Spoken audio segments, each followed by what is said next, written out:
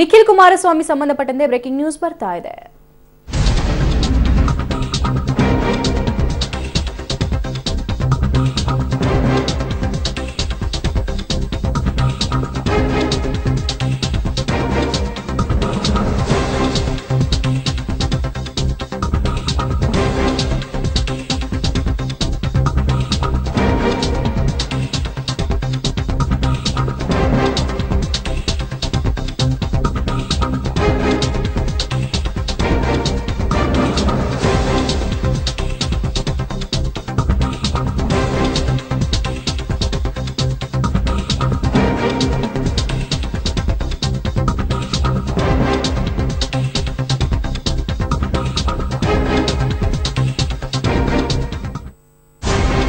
ಕುಮಾರಸ್ವಾಮಿ ಪುತ್ರ ನಿಖಿಲ್ ಕುಮಾರಸ್ವಾಮಿಗೆ ರಾಹು ಕಾಟವಂತೆ. ಈ ಹಿನ್ನೆಲೆಯಲ್ಲಿ ನಾಮಪತ್ರ ಸಲ್ಲಿಕೆಯನ್ನ ದಿಢೀರ್ ಮುಂದೂಡಿದ್ದಾರೆ.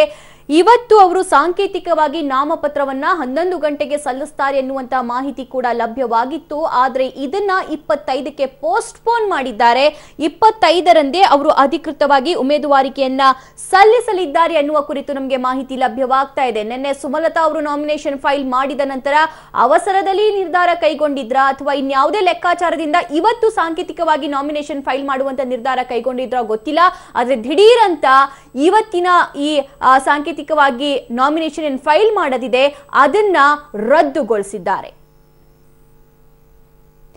ನಿಖಿಲ್ ಕುಮಾರಸ್ವಾಮಿ ಅವರು ಇವತ್ತು ಸಾಂಕೇತಿಕವಾಗಿ ನಾಮಪತ್ರವನ್ನ ಸಲ್ಲಿಸಬೇಕಿತ್ತು. ಆದ್ರೆ ದಿಢೀರ್ ಅಂತ ರದ್ದು ಮಾಡಿದ್ದಾರೆ. ಕಾರಣ ರಾಹು ಕಾಟವಂತೆ ಅಂತ ಕೂಡ ಮಾಹಿತಿ ತಿಳಿದು ಬರ್ತಾ ಇದೆ. ಅವಾಗ್ಲೇ ಕೂಡ ನಾವು ಮಾತಾಡ್ತಾ ಇದ್ವಿ, ವಾಸ್ತು ಪ್ರಕಾರ ಮುಹೂರ್ತದ ಬಗ್ಗೆ ಮಾತಾಡ್ತಾ ಇದ್ವಿ. ಎಲ್ಲವನ್ನೂ ಕೂಡ HD ರೇವಣ್ಣನವರೇ ಫಿಕ್ಸ್ ಮಾಡ್ತಾರೆ ಅಂತ ಹೇಳಿ. ಆದ್ರೆ ಇವತ್ತೇನು ಎಡವಟ್ಟು ಆಯ್ತೋ ಗೊತ್ತಿಲ್ಲ.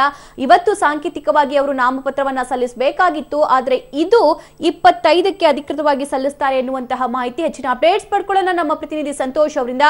ಸಂತೋಷ್, ಇವತ್ತು ನಿಖಿಲ್ ಸಾಂಕೇತಿಕವಾಗಿ ನಾಮಪತ್ರವನ್ನ ಸಲ್ಲಿಸಬೇಕಾಗಿತ್ತು, ಆದ್ರೆ ದಿಢೀರ್ ರದ್ದಾಗಿದೆ. ಏನ್ ಕಾರಣ? ನನ್ನ ಧ್ವನಿ ಕೇಳಿಸ್ತಾ ಇದೆಯಾ ಸಂತೋಷ್? ಸಭಾ, ನಿಮ್ ಪ್ರಶ್ನೆ ಮತ್ತೊಮ್ಮೆ ಕೇಳಿ. ಎಸ್, ನಿಖಿಲ್ ಕುಮಾರಸ್ವಾಮಿ ಅವರು ಇವತ್ತು ಸಾಂಕೇತಿಕವಾಗಿ ನಾಮಪತ್ರ ಸಲ್ಲಿಸಬೇಕಾಗಿತ್ತು, ಆದ್ರೆ ಯಾಕೆ ದಿಢೀರ್ ಅಂತ ರದ್ದು ಮಾಡಿದ್ದು?